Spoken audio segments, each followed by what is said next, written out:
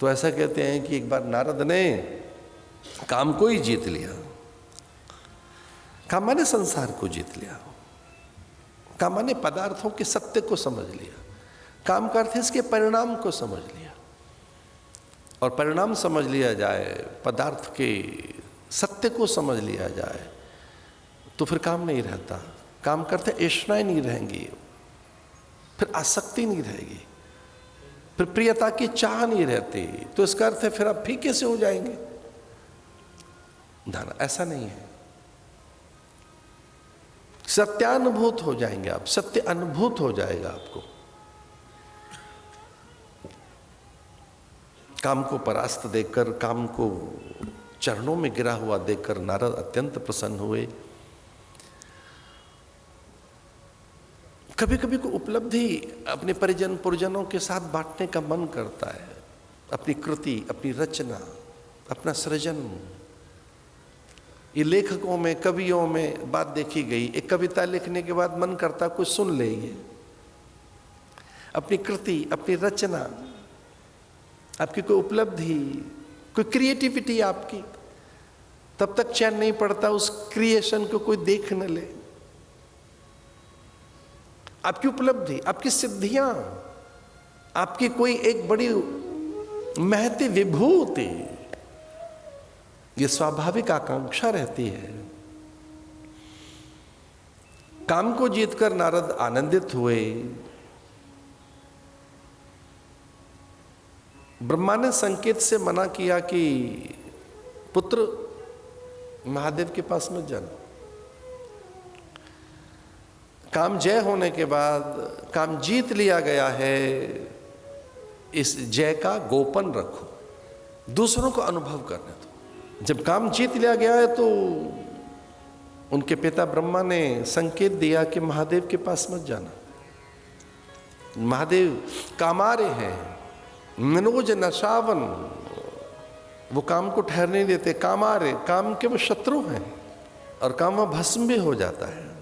तृतीय नेत्र है उनके पास, तो उसमें काम रहता कहाँ है? तृतीय नेत्र माने ज्ञान का नेत्र। ओम त्र्यंबकम यजामहे सुगंधिम पुष्टि वर्धनम।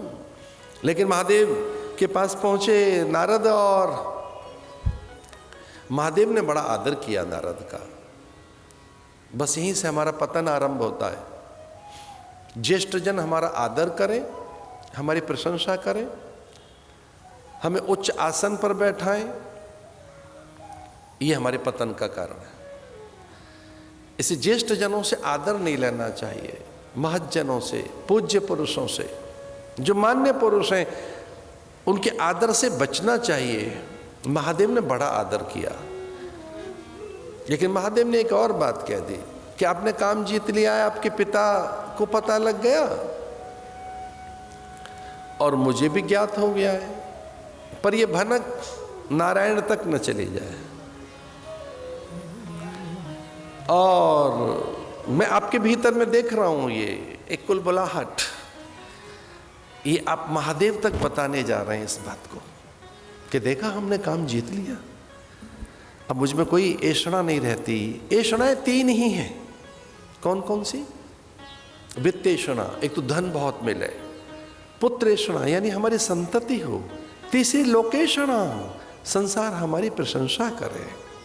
इसी को तो काम कहेंगे। अरे नारद बताना मत कि आपने ऐषणाएं जीत ली हैं, काम को जीत लिया है। बार बार विनवों मुनि तो ही, बड़े आदेश भी दें तो बड़ी बात है ये, और उसका पालन करना चाहिए। बड़ों को प्रार्थना नहीं करनी चाहिए। बड़े विनय क्यों करें? बड़े तो आदेशित करें। महादेव को चाहिए था वो आदेश दे देते, किसी प्रतिज्ञा में बांध देते, वो शपथ ले लेते। वो कहते हैं नारद प्रतिज्ञा कर, सौगंध ले, शपथ ले, आदेशित कर देते महादेव। लेकिन महादेव को लगा कि ये अब आदेश को नहीं मानेगा, तो प्रार्थना ठीक है, विनय ठीक है, लेकिन हरि इच्छा बलवान, हरि इच्छा बलिए सी। जैसी हो तब्यता तैसी मिले सहाय, आप न जावे ताए तह, ताए तहां ले जाए। बस सावधान होकर एक बात सुनना, हम अपने भवतव्य से अनभिज्ञ हैं।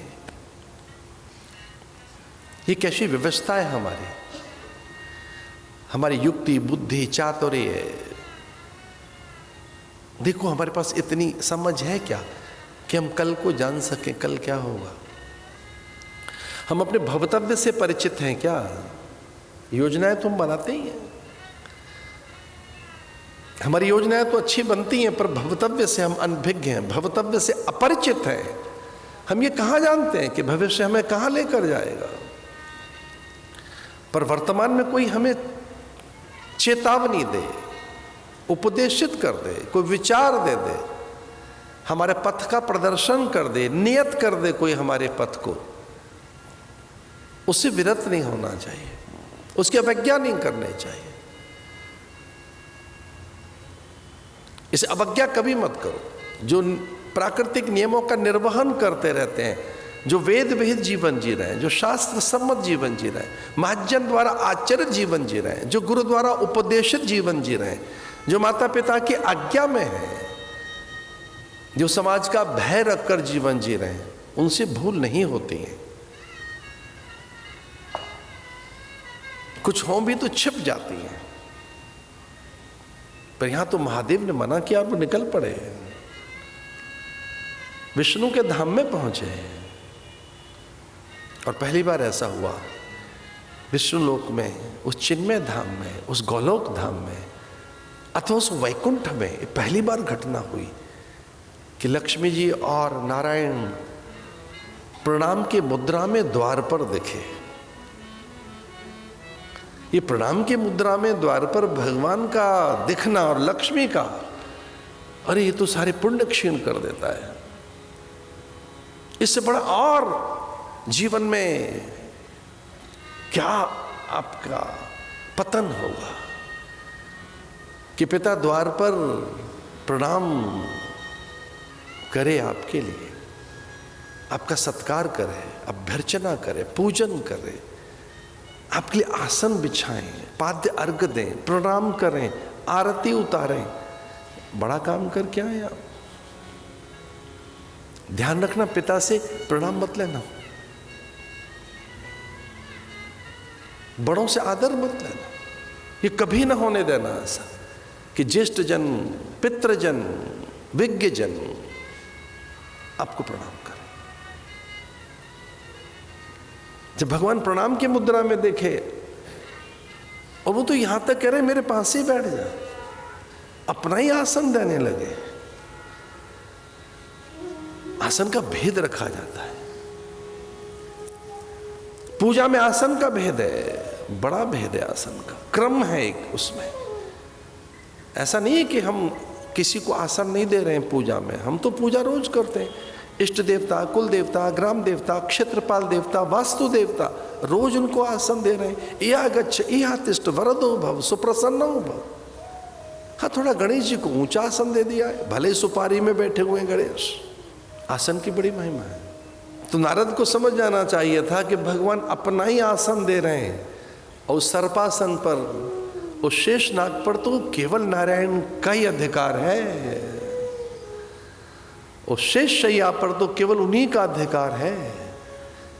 दूसरा तो उसे लपेट के रखता है, और उनका नाम है महादेव। भगवान की अपनी लीला ये थी, कोई तो कारण चाहिए उनको जगत विस्तार के लिए, अपने संकल्प की रचना के लिए, स्वयं के अवतरण के लिए।